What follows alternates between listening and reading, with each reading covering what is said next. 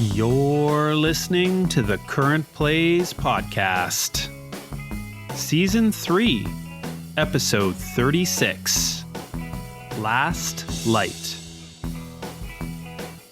Now please welcome your hosts, Jordan and Thomas. And welcome back, intellectual listeners.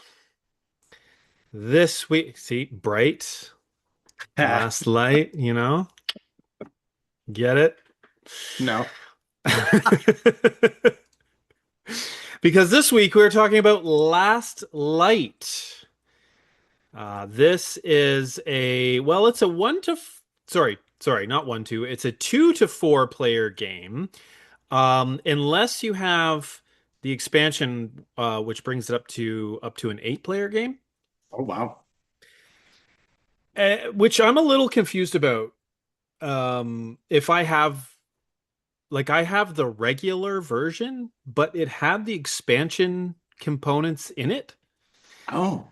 And I got this secondhand, so I don't know if that was like just whoever had it had the expansion, put it in one box, or yeah, I'm a little confused. But anyway, this is let's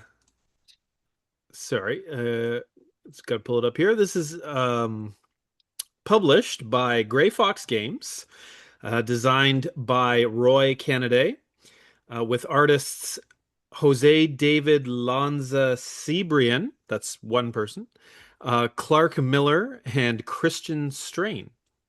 Oh, okay. And it has a BGG weight rating of 2.78 out of 5. So, but just before we jump into all that, it's been a little while since we've recorded an episode. So, to our listeners, if you are following along, we apologize for that.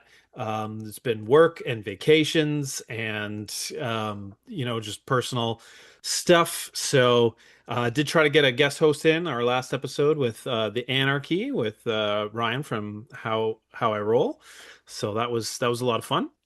Go listen to that if you haven't yet. But the craziness probably isn't over with this. We probably won't be getting back to a regular schedule probably till the fall. I don't know. Yeah. We'll see what we can do. We'll try, but yeah. Anyway, now that that's over, we played Last Light several weeks ago now. So hopefully we can remember everything that happened in the game. Yeah. Yeah, absolutely. Yeah, yeah. This Actually, is a I don't want to jump into like the mechanics of the game yet, but I just this is an interesting one because designer wise, so yeah, who was it? Roy Halladay, that's right. Canada. Cannaday, that's right. So I think this is his first design game, right?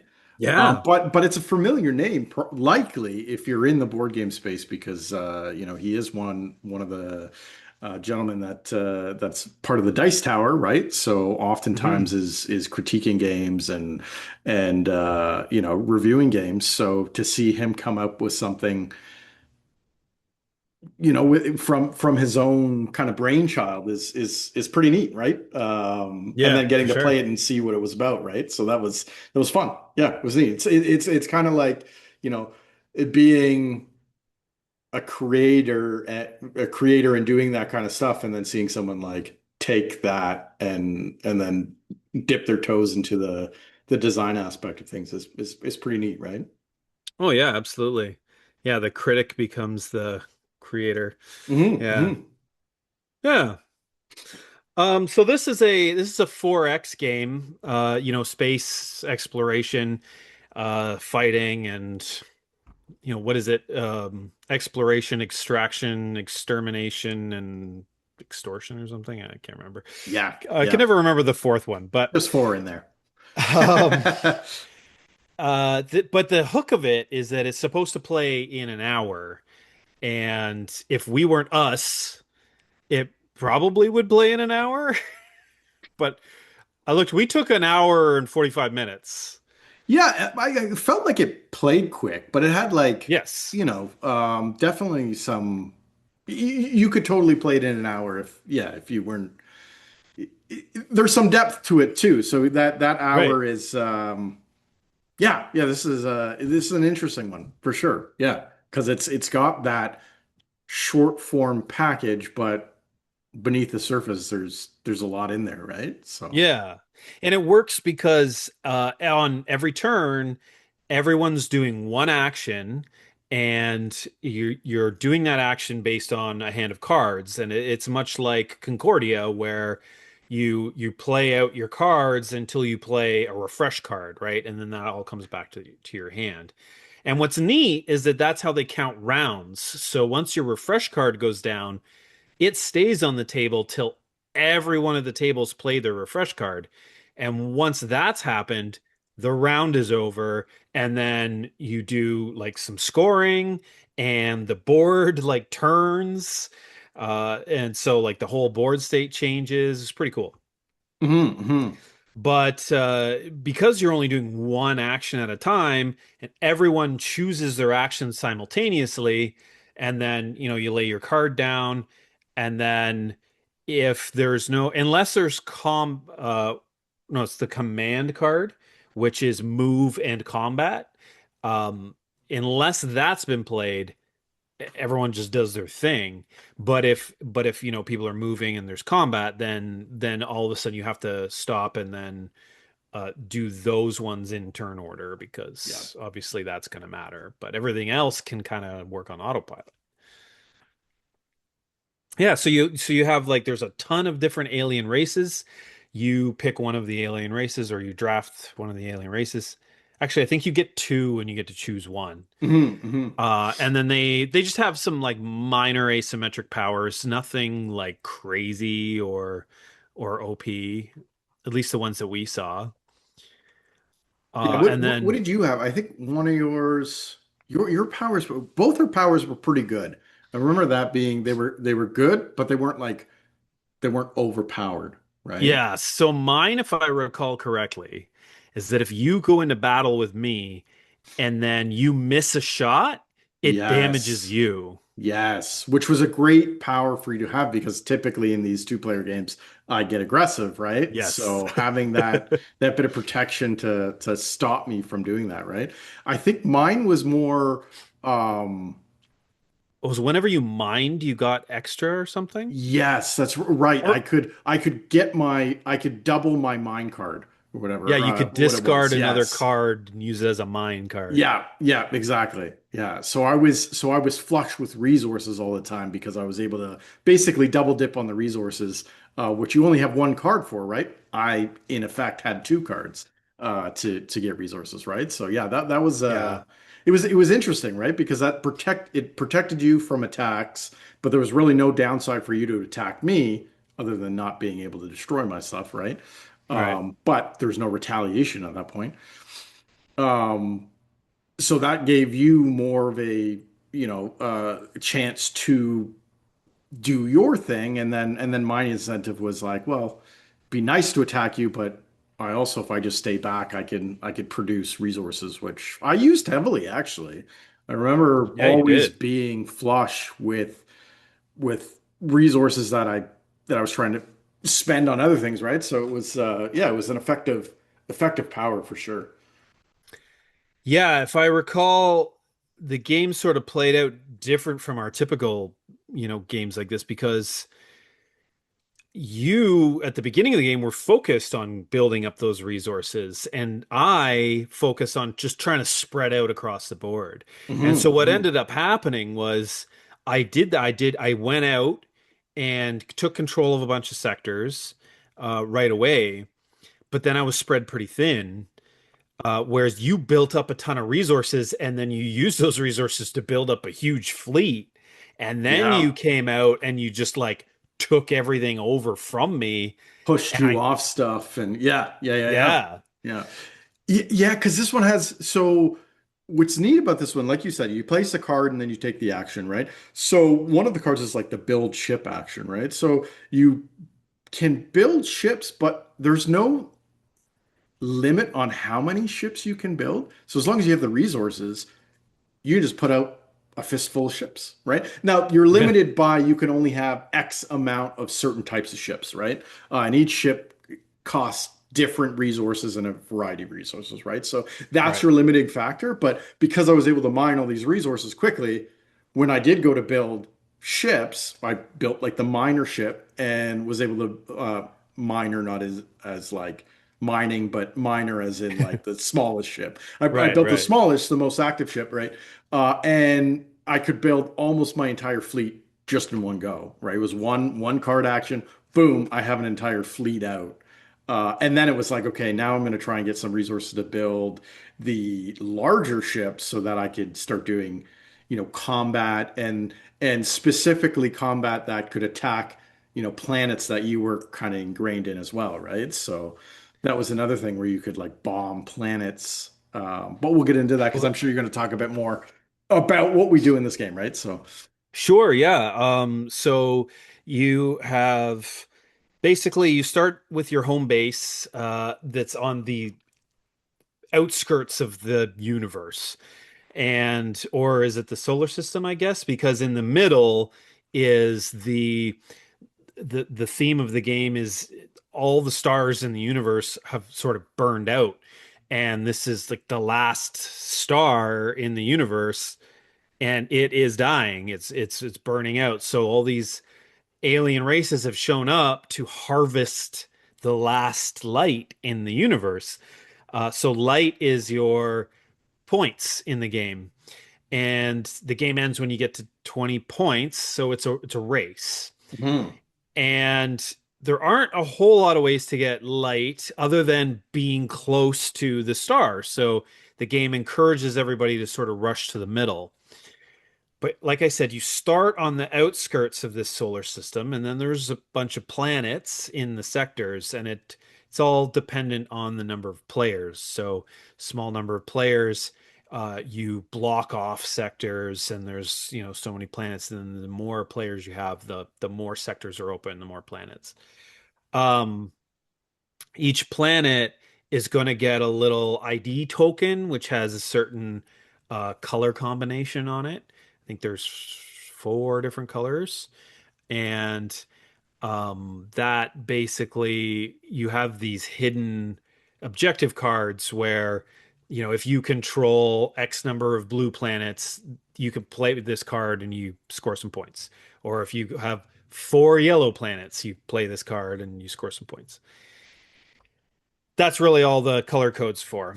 And then each planet has a little hidden token on it where once you go to that planet, then you flip the token over, you get a little bonus, and it shows you what resources you can mine off of that planet. And then if you take the build action, you can build an extractor. And every time you take the whatever action it is, the mine Mine. action, Yeah. you get all the resources from planets where you have extractors. Now, when you put down an extractor, the your opponents can't do anything to it until they get the large ships, which can then blow up uh, your opponent's extractors. There's also, technology cards in this game and upgrades and stuff. And there is an upgrade that will allow smaller ships to bombard, Yeah. which is the term for it, to destroy extractors. And then, of course, once you destroy your enemy's extractor, then if you control the sector, you can build an extractor there, right? So when we played, that's what happened. Like I moved out, I built these extractors, and so that was how I was getting my resources, which was slower than yours because even though I had more extractors, you could do it twice in a round. Yeah. Yeah. But then by the end, like you were really pushing me out. So when I was mining, I really wasn't getting many resources. But but one neat thing is that your home base does allow you to put, I think, up to three extractors on it. Yeah. Yeah. Um, but I think that still only lets you. No, yeah, that would let you mine three different resources. But yeah, that's it really. So you go out, you try to control planets. There's a push to get to the middle. If you're the closer you are to the middle, the more light you're going to get at the end of a round. And yeah, you put extractors down to mine resources. And the whole game, what's really neat is he's really the designer really put a lot of work into making the game quick, right? He wanted to make this game play in an hour. And so even down to, which I thought this was a cool detail, the ships are just called small, medium, and large ships, right? There's no like fancy names for them that you have to memorize. The resources are common, uncommon, and rare, Yeah. right? And then the small ships, so small, medium, large, the small ships can have one modification. They move one space and they roll one attack die. The medium ships, move two spaces, have two, two attack dice, can have two modifications. Oh yeah, and two shield, I think, right? And Right. then the large ships, it's 333. So there's not like a bunch of different crazy things you have to memorize. It's very easy to okay, yeah, one, two, and three. That's like really all you have to learn. Which sounds very basic, but when you're playing it, it allows you to get into more of the game like Yes. faster, right? Like you're in it right away, so to speak, kind of thing, right? Right. Rather than having to kind of manage this, okay, I'm going to build, second class ship with this, there's none of that kind of thought process. You're like, okay, no, my ship twos are going in, my ship ones are going in. This is what they're doing. Bang, bang, bang. You do all that stuff, and then you feel like you've completed. It feels like a much deeper game because of all those, light aspects of how he set it up, right? Which is very interesting because like even when we were playing like the first round, we sat there and went, okay, this is deeper than you would expect in a game that is supposed to take an hour, Right. right? Because you could and I did it. This happened at the end. I played my hand, uh, no pun intended, but I played my plan a turn too early, and it cost me the win, right? But those sort of like strategic decisions, me making that mistake by playing it a turn too early, switched in a two-player game. You have this sort of neutral army that always is on the side of the player that's behind, essentially, right? And Right. I strategically stayed behind you for much of the game, just a couple points behind, so I would maintain use of that, kind of secondary army, right?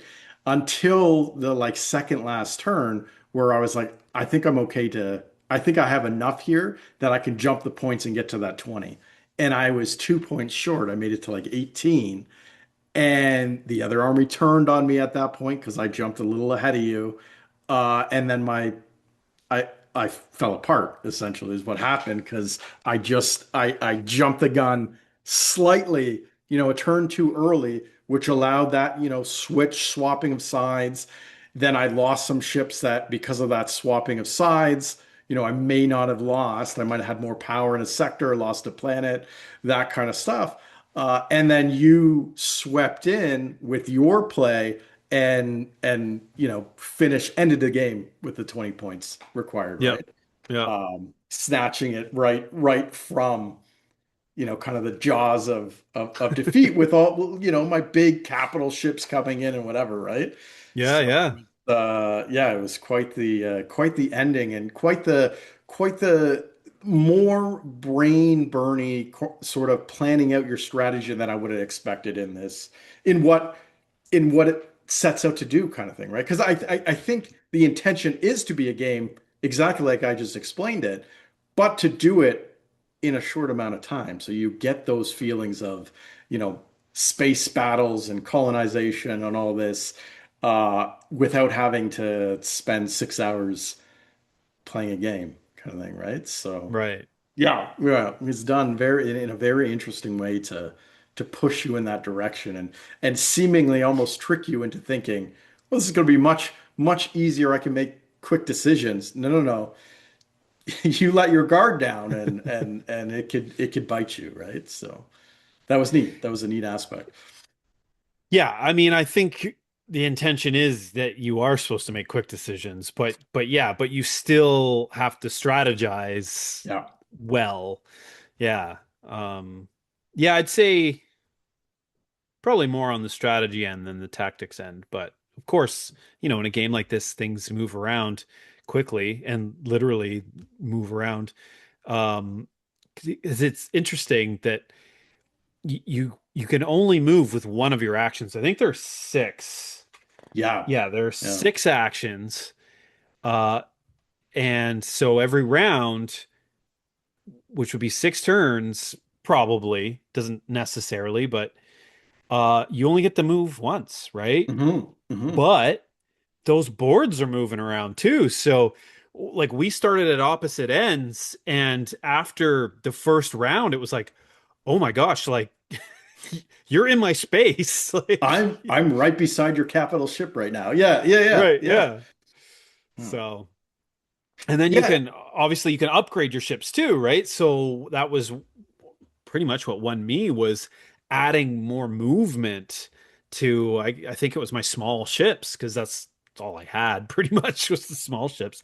So now suddenly if they could move two sectors, that was like that was big. Yeah. yeah, it was critical. Um yeah, and then we both had like a power where you could like warp to a planet that you controlled or something like that. Yep, yep. So it's basically, yeah, that last turn when that neutral faction flipped on you, I kind of used that to clear the way, and then I jumped like everything into the middle to and then ended the round so that I got a ton of points from having, seven ships in the middle of the like right Yeah. beside the star. Yeah, yeah, yeah, for sure. Yeah. And, Yeah, and and I like you like said, if the cards had come out in a different order, I wouldn't have been able to end the round. And then, you could have taken out some of those ships. I wouldn't have got the 20 points. And then you only needed a couple of points. So yeah, and it's one of those things where like, you end the round and I think everybody gets to act before the end of the round essentially, right? And this was another miscalculation, right? Where you had played it's when both players have played a specific card, the card that yeah, allows you to pick up the rest of your cards essentially, right? So that ends around when both players have played those cards. yeah, when all players have their refresh Sorry, card yeah, down on yeah, the I said table. both, but all players. Yeah, yeah, Yeah, yeah. yeah. So and that was the thing, right? Thinking, okay, I can play this now. I'll get one more turn or whatever, right? And it's okay. But no, that ending the round, flipping of those ships, then because I had some guys in the center, but then because those flipped, and then you were able to like basically warp drive into the center there, and take out the couple of ships that I had there that I was banking on. I had two ships. I was banking on the two ships to get me 2 points to get me the Yeah. 20, right? So those were that was like I was at the 18 or whatever, and those were the two at the end of the round that I was hoping to get kind of thing, right? So, it was all it was really neat. It was a really fun experience, kind of like messing with all that and with the planets kind of rotating around that star and all your ships kind of floating with those planets as well. That was a cool sort of mechanic, right? Very, I don't want to quite say like Zolkin vibes, with like because Zolkin has the Yeah. gears, right? But Yeah. it's still got like a turning mechanism, which was kind of neat, right? Yeah, yeah, I thought that was fun, and I thought it was much deeper, but like also didn't bleed your brain like some of these other sci-fi ones we've played with Voidfall and Revenant and that kind of stuff, right? So Right. it's good like that feel, but like in a smaller, I don't feel exhausted afterwards package, right? Yeah, it was Yeah, way more accessible. yeah, yeah, for Yeah. sure. Yeah. Like I feel like I could get this out with our casual Oh, group, absolutely. Yeah, right? And it yeah. would be easy peasy. And honestly, like it looks great on the table too. Like with the planets all come as like these basically large marbles on like a standee. So Yeah, they stand there and it's a marble on there. It looks like a planet, and they're colored based on what a planet type it might be. So like you had mentioned earlier, when you're trying to like fight for the different color planets as a secondary or hidden objective, right? That was kind of neat too, right? Because you're like, okay, I need blue planets. Well, I have two blue planets close to me, and then that one will eventually rotate around. And do I jump on it then when it rotates closer, right? right. Um, that kind of stuff. But then I got to keep this one held down longer so that yeah, it was that was kind of a neat hidden objective as well, right? Yeah, yeah. And I have the like basic or the retail version or whatever with just cardboard chits. But you can get the blinged out version with, plastic ships and everything. But even the base version has the like resin Yes. marble planets, right? That stand up, and yeah, it definitely adds to the board presence for sure. Yeah, yeah, yeah. And I feel like this one would be like if you played this at a con, it would definitely like attract other people. Oh, what's that one? That's kind of cool. Right? Anytime you have kind of neat things on a board, and this. So I always think when I think of like neat things on a board. Um, when we first saw Tiletum, that Yeah. was one that was like, oh, what's that game? That's kind of cool. It had all the pillars and stuff on it, right? Versus things like say Everdell that has a giant tree that you go kind of like, okay, that's kind of massive. Is that really necessary, right? I mean, some Right. people love the tree, whatever, right? These ones were, I don't know, I just like this kind of thing. It wasn't like super over the top. It was just kind Yeah. of like a nice little touch that, yeah, it comes in the base game, so you can always have sort of this pretty setup, which aesthetics matter, I find. I do enjoy some abstract games from time to time, but always much prefer something that's aesthetically pleasing as well, right? So Yeah, and I this feel has like that. they're kind of functional too, because I'm thinking if you had like a big cardboard chit that you'd throw down in a sector, once you pile a bunch of ships on there, then you can't see, what color is this or whatever, right? But you Exactly. have this thing that's raised up on a standee. Like the colors of the planets, the actual resin marbles, if you will, um, that don't necessarily match the color IDs. Right. Um, but like obviously the person who put this one together, because like I said, I got this secondhand, took the time to try and match them up as best as possible. And honestly, they did a good job. It is pretty easy to see, oh, okay, that planet has blue and green swirling in it, and sure enough, you look at the ID and it's blue and green. So Yeah. Yeah. it's not 100%, but yeah, it's a nice quick visual indicator of the color ID of those planets. Yeah. And because it's got a base to the standee as well, you're not placing things on Yeah. to block the colors, So even if you have to refer to the little dial of the colors or whatever, right? It's not an issue because of stuff on the space, and the spaces are large enough that you can place your ships and whatever, right? So yeah, I think great, design publishing decision to do it that way, Yeah. um, Yeah. rather than a chit, like you said. Yeah, yeah, for sure.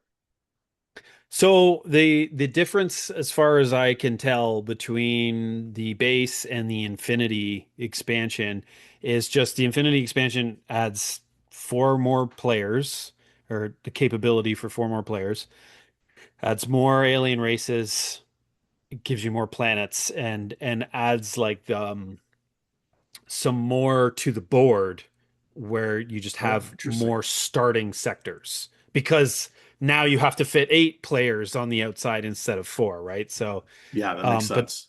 that's really it. Possibly there's some more like ship mods and stuff like that, um, but I I don't know if. I'm But it's just curious. more Yeah, components for more players. That's it. yeah, which makes sense. Yeah, yeah. I'm really curious to see how this would play with more people, with like not maybe not eight, but like with four. That would be an interesting situation, right? Because two, like we're just against each other, and then we have those capital ships or whatever the neutral player is called, probably just neutral. Um, but without having that and having it all player related kind of thing, a little backstabbing here, and okay, you Yeah. left that open, so I'll go here and take this, and that kind of stuff. That would be interesting. Well, if we Um, have time when the group's over, mhm, you mhm. know, have an hour, you Yeah, could yeah. pull this out. Yeah. And honestly, like even the victory, I want to say again, with like the victory point conditions of racing to that 20 points, I found that very that was fun as well. So like you quickly scored some early game points because you were spreading out and doing that sort of stuff, right?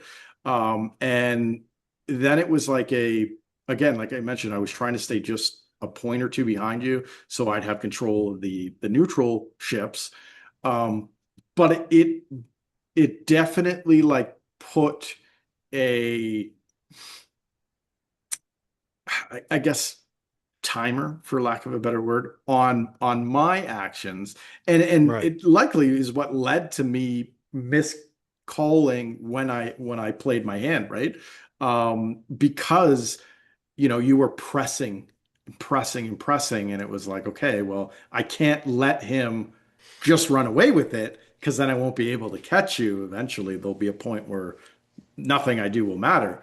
Right. Um, so you have that like fear of, it's fine at the start when it's okay, like 1, 2 points, that's fine. Next round, it's an extra two. And okay, well, now you're at four, and now you're at five. Okay, five's a quarter of where you need to be, right? And then you get closer to 10, and it's like, okay, we're 50% through.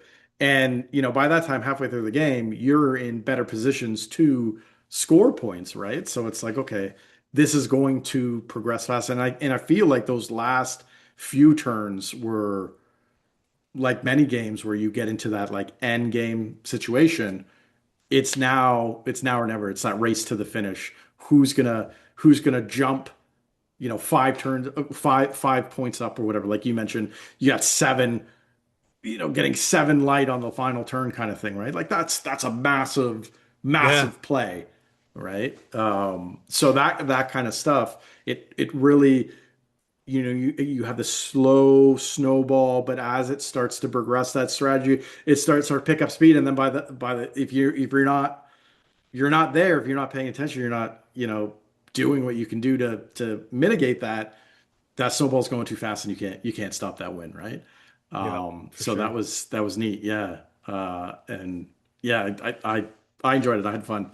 I thought it was a neat experience, and definitely different than some of the other stuff I've played. And I think kind of final thoughts here too. One of the mechanic of having the cards, playing a card, and then pulling it up. I feel like it doesn't get used a lot, but every time it gets used, um, it's always done well. Like Concordia has that, right? It's done Yeah. very well there. This game has it. It's done very well. It's a not often used mechanic, but when it's done properly, which I've mostly only seen it done properly, it it plays fun. It's a neat one to have to manage around, right? 100% agree. Yeah. Yeah, it's good. I probably wouldn't like choose this game all the time. I don't think this is a game that I would focus on for a hobby. Yeah, Not like a Blood Rage or something like that, where or a Voidfall, where the more you play, the you could just build up a talent for it and get a yeah. deeper understanding of the game. I don't think it's a game like that, but it's a game that you could kind of break out any time with any sort of group, get a very cool meaty 4X experience in a short amount of time.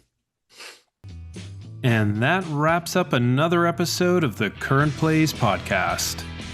Check us out next week on YouTube or your favorite podcast provider. But until then, good gaming and good night. Good night, folks.